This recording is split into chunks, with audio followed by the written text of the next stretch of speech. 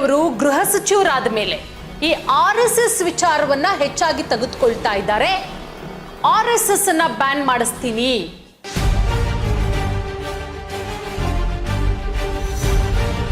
ಅದು ರಿಜಿಸ್ಟ್ರಿ ಆಗಿಲ್ಲ, ರಿಜಿಸ್ಟರ್ ಆಗಲೇಬೇಕು ಅನ್ನುವ ಮಾತುಗಳು ಸಿಕ್ಕಾಪಟ್ಟೆ ಕೇಳಿ ಬರ್ತಾ ಇದೆ.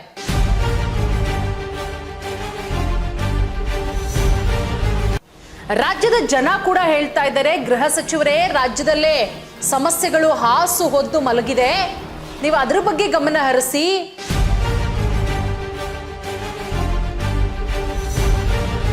ಬೆಳಗ್ಗೆ ಎದ್ರೆ RSS ಅಂತೀರಾ, ರಾತ್ರಿ ಆದ್ರೆ RSS ಅಂತೀರಾ ಅಂತ. ಇನ್ನು RSS ನೋಂದಣಿ ವಿಚಾರಕ್ಕೆ ಸಂಬಂಧಪಟ್ಟಂತೆ ಕಳೆದ ಕೆಲ ದಿನಗಳ ಹಿಂದೆ ಹೇಳಿದ್ರು, ಅದು ರಿಜಿಸ್ಟ್ರೇ ಆಗಿಲ್ಲ ಹಾಗೆ ಹೀಗೆ ಅಂತ. ಅದಕ್ಕೆ BL ಸಂತೋಷ್ ಅವರು ರಿಯಾಕ್ಟ್ ಮಾಡಿದ್ರು, ಹಿಂದೆನೂ ಕೂಡ ರಿಜಿಸ್ಟರ್ ಆಗಿಲ್ಲ, ಮುಂದೆಯೂ ಕೂಡ ಆಗಲ್ಲ, ನಾವು ರಿಜಿಸ್ಟರ್ ಮಾಡಲ್ಲ, ಆ ಮಾನದಂಡಗಳನ್ನ ಇಟ್ಕೊಂಡು ಇಷ್ಟು ವರ್ಷ ಕೆಲಸ ಮಾಡ್ಕೊಂಡ್ ಬಂದಿಲ್ಲ ಅಂತ ಹೇಳಿ. ಈಗ BL ಸಂತೋಷ್ ಅವರ ಹೇಳಿಕೆಗೆ ಗೃಹ ಸಚಿವರಾದಂತಹ ಪ್ರಿಯಾಂಕ್ ಖರ್ಗೆ ಅವರು ರಿಯಾಕ್ಟ್ ಮಾಡಿದ್ದಾರೆ. ಏನು, ಯಾವ ರೀತಿ ರಿಯಾಕ್ಟ್ ಮಾಡಿದ್ದಾರೆ, ಅವರಿಗೆ ಏನು ಉತ್ತರ ಕೊಟ್ಟಿದ್ದಾರೆ ಗೃಹ ಸಚಿವರು? ರಜಾಕರ್ಗಳಿಂದ ನಮ್ಮನ್ನ ರಕ್ಷಿಸಿದ್ದು RSS ಅಲ್ಲ. ಮೊನ್ನೆ BL ಸಂತೋಷ್ ಅವರು ಹೇಳಿದ್ರು, ರಜಾಕರ್ರಿಂದ ಅವರ ಕುಟುಂಬವನ್ನ ರಕ್ಷಣೆ ಮಾಡಿದ್ದು ಅವತ್ತು RSS ಅಂತ. ಅದಕ್ಕೆ ಪ್ರಿಯಾಂಕ್ ಖರ್ಗೆ ಅವರು ಉತ್ತರ ಕೊಟ್ಟಿದ್ದಾರೆ, ರಜಾಕರ್ಗಳಿಂದ ನಮ್ಮನ್ನ ರಕ್ಷಣೆ ಮಾಡಿದ್ದು RSS ಅಲ್ಲ, ಭಾರತೀಯ ಸೇನೆ. BL ಸಂತೋಷ್ಗೆ ಸಚಿವ ಪ್ರಿಯಾಂಕ್ ಖರ್ಗೆ ಅವರು ತಿರುಗೇಟನ್ನ ಕೊಟ್ಟಿದ್ದಾರೆ. ನಮ್ಮನ್ನ ರಕ್ಷಿಸಲು RSS ಬಂದಿರಲಿಲ್ಲ, ನಮ್ಮ ಪ್ರದೇಶದ ಜನರನ್ನ ಪಂಡಿತ್ ಜವಾಹರ್ಲಾಲ್ ನೆಹರು, ಸರ್ದಾರ್ ವಲ್ಲಭಭಾಯ್ ಪಟೇಲ್, ಭಾರತೀಯ ಸೇನೆ ಅವತ್ತು ರಕ್ಷಣೆ ಮಾಡಿತು, ಭಾರತೀಯ ಸೇನೆ ಬಂದು ನಮ್ಮನ್ನ ಕಾಪಾಡಿತು.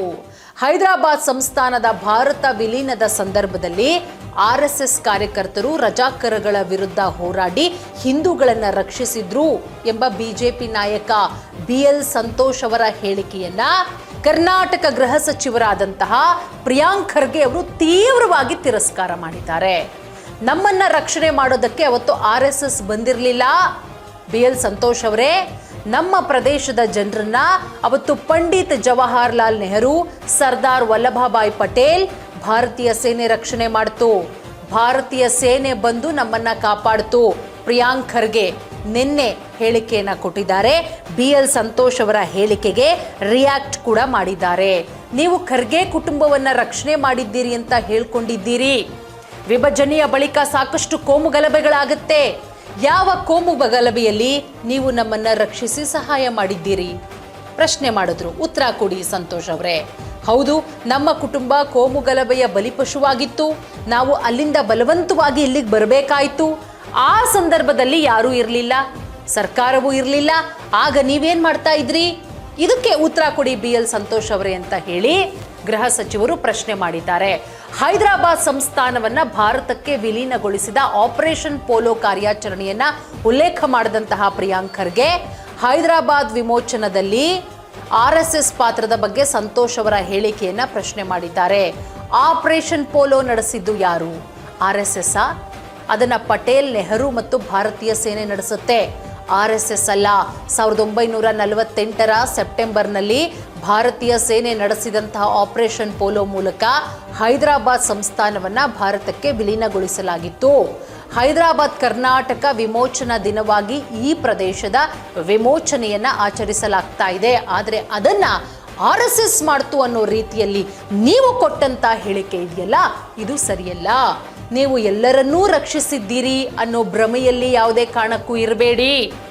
ಪ್ರಿಯಾಂಕ್ ಖರ್ಗೆ ಅವರು ಹೇಳ್ತಾ ಇದ್ದಾರೆ ಸಂತೋಷ್ ಅವರಿಗೆ, RSS ನಮ್ಮನ್ನ ರಕ್ಷಣೆ ಮಾಡಿಲ್ಲ, ನೀವೇನು ಹೇಳಿದ್ರಿ ನಾನು ಅದಕ್ಕೆ ಕ್ಲಾರಿಫಿಕೇಶನ್ ಕೊಡ್ತಾ ಇದ್ದೀನಿ. RSS ಕೋಮು ಗಲಭೆಯನ್ನ ಸೃಷ್ಟಿಸುವ ಸಂಘಟನೆ, ಮತ್ತೊಮ್ಮೆ ಕಿಡಿಕಾರಿದ್ದಾರೆ. ಕೋಮು ಗಲಭೆಗಳ ಸಂದರ್ಭದಲ್ಲಿ RSS ಜನರನ್ನ ರಕ್ಷಿಸೋ ಬದಲು ಕೋಮು ಉದ್ವಿಗ್ನತೆ ಹೆಚ್ಚಿಸೋದಕ್ಕೆ ಕಾರಣ ಆಗಿದೆ. ಮಹಾತ್ಮ ಗಾಂಧೀಜಿ ಹತ್ಯೆ ನಂತರದ ಕೋಮು ಗಲಭೆಯನ್ನ ಉಲ್ಲೇಖಿಸಿದ್ದಾರೆ.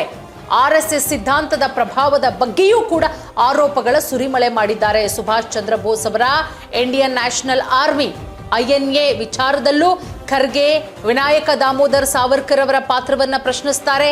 ಸುಭಾಷ್ ಚಂದ್ರ ಬೋಸ್ INA ಕಟ್ತಾ ಇದ್ದಾಗ, ಸೈನಿಕರನ್ನ ನೇಮಕ ಮಾಡ್ಕೊಳ್ತಿದ್ದಾಗ ಸಾವರ್ಕರ್ ಜನರು INAಗೆ ಸೇರುವ ಬದಲು ಬ್ರಿಟಿಷ್ ಸೇನೆಗೆ ಸೇರಬೇಕು ಅಂತ ಕರೆ ನೀಡಿದ್ರು. ಭಾರತವನ್ನ ಒಗ್ಗೂಡಿಸಿದ್ದು ಪಟೇಲು.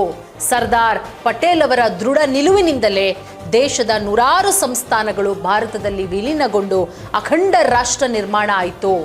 ಸುಮಾರು 560 ಸಣ್ಣ ರಾಜ್ಯಗಳು ಮತ್ತು ಸಂಸ್ಥಾನಗಳನ್ನು ಒಟ್ಟುಗೂಡಿಸಿ ಭಾರತವನ್ನ ಒಂದು ರಾಷ್ಟ್ರವನ್ನಾಗಿ ಮಾಡಿದ್ದು ಪಟೇಲ್ ಅವರ ಪ್ರಯತ್ನ. RSS ಕಾರಣದಿಂದ ಅಲ್ಲ, ತಿಳ್ಕೊಳ್ಳಿ ಅಂತ ಹೇಳಿದ್ದಾರೆ. ಅದರ ಜೊತೆಗೆ RSS ನಾಯಕರ ಸೇವೆಯನ್ನ ಪ್ರತಿನಿಧಿಸುವ ಪ್ರತಿಮೆಯೊಂದನ್ನು ತೋರಿಸುವಂತೆ ಸಂತೋಷ್ ಅವರಿಗೆ ಸವಾಲ್ ಕೂಡ ಹಾಕಿದ್ದಾರೆ. ದೇಶದ ಎಲ್ಲಿಯಾದರೂ ಒಬ್ಬ RSS ನಾಯಕ, ಪ್ರಚಾರಕ ಅಥವಾ ಸರಸಂಘ ಚಾಲಕರ ಪ್ರತಿಮೆಯನ್ನು ತೋರಿಸಿ, ಇದು ನಿಜವಾದ ದೇಶಭಕ್ತರು, ಇವರು ನಿಜವಾದಂತಹ ದೇಶಭಕ್ತರು, ನಮ್ಮವರೇ ನಮ್ಮನ್ನು ರಕ್ಷಿಸಿದ್ದಾರೆ, ಸಮಾಜಕ್ಕೆ ಅಪಾರ ಸೇವೆ ಸಲ್ಲಿಸಿದ್ದಾರೆ ಅಂತ ಹೇಳುವಂತಹ ಪ್ರತಿಮೆ ಎಲ್ಲಿದೆ BL ಸಂತೋಷ್ ಅವರೇ ಪ್ರಶ್ನೆ ಮಾಡಿದ್ದಾರೆ. ಹಾಗಾದರೆ ಸಂತೋಷ್ ಅವರು ಏನು ಹೇಳಿದರು? ಇತ್ತೀಚೆಗೆ ಅಖಂಡ ಭಾರತ ಸಂಕಲ್ಪ ಕಾರ್ಯಕ್ರಮದಲ್ಲಿ BL ಸಂತೋಷ್ ಅವರು ಮಾತಾಡ್ತಾರೆ. RSS ಕಾರ್ಯಕರ್ತರು ರಜಾಕರನ್ನ ಎದುರಿಸಿ ಹಿಂದೂಗಳನ್ನ ರಕ್ಷಣೆ ಮಾಡಿದ್ರು. ಅದರ ಜೊತೆಗೆ ನಿಮ್ಮ ಕುಟುಂಬ ಅಂದರೆ ಖರ್ಗೆ ಕುಟುಂಬ ಗ್ರಾಮದಿಂದ ಪಲಾಯನ ಮಾಡಬೇಕಾಗತ್ತೆ, ನಿಮ್ಮ ತಂದೆ ತೊಟ್ಟಿದ್ದ ಬಟ್ಟೆಯಲ್ಲೇ ಅಲ್ಲಿಂದ ಹೊರಬರಬೇಕಾಗತ್ತೆ. ಸಂತೋಷ್ ಅವರು ಪ್ರಿಯಾಂಕ್ ಖರ್ಗೆ ಅವರನ್ನ ಉದ್ದೇಶಿಸಿ ಹೇಳಿದ್ರು. RSS ನೋಂದಣಿ ಆಗಿಲ್ಲದಿದ್ರೂ ಜನರ ನಂಬಿಕೆಯಿಂದ ಕೆಲಸ ಮಾಡ್ತಾ ಇದೆ. ಹಿಂದೆಯೂ ನೋಂದಣಿ ಆಗಿಲ್ಲ, ರಿಜಿಸ್ಟರ್ ಆಗಿಲ್ಲ, ಮುಂದೆಯೂ ಕೂಡ ನಾವು ಮಾಡಲ್ಲ. RSS ಅನ್ನ ನೋಂದಾಯಿಸಬೇಕು ಅನ್ನೋ ಖರ್ಗೆ ಅವರ ಬೇಡಿಕೆಯನ್ನು ತಿರಸ್ಕಾರ ಮಾಡ್ತಾರೆ. ಆಗಲೂ RSS ನೋಂದಣಿ ಆಗಿರಲಿಲ್ಲ, ಎಂದಿಗೂ ನೋಂದಣಿ ಆಗಿಲ್ಲ. ನೋಂದಣಿ ಇರೋದೇ ಅಥವಾ ಇಲ್ಲವೇ ಅನ್ನೋದು ಅಸ್ತಿತ್ವವನ್ನ ನಿರ್ಧಾರ ಮಾಡಲ್ಲ. ಕೋಟ್ಯಾಂತರ ಜನರ ನಂಬಿಕೆಯೊಂದಿಗೆ ಸಂಘಟನೆ ಕೆಲಸ ಮಾಡ್ತಾ ಇದೆ. ವಿಭಜನೆ ಸಂದರ್ಭದಲ್ಲಿ RSS ಹಿಂದೂಗಳ ಪರವಾಗಿ ನಿಂತಿತ್ತು. ಯಾವುದೇ ಅಧಿಕೃತ ನೋಂದಣಿ ಇಲ್ಲ ಅಂದ್ರೂ ಕೂಡ ಸಂಘಟನೆ ತನ್ನ ಕಾರ್ಯ ಮುಂದುವರೆಸಿದೆ ಅಂತ. ಸ್ವಾತಂತ್ರ್ಯ ಸುಮ್ಮನೆ ಸಿಕ್ಕಿದ್ದಲ್ಲ ಅನ್ನೋದ್ರ ಮಾತನ್ನ ಕೂಡ ಹೇಳಿದ್ರು.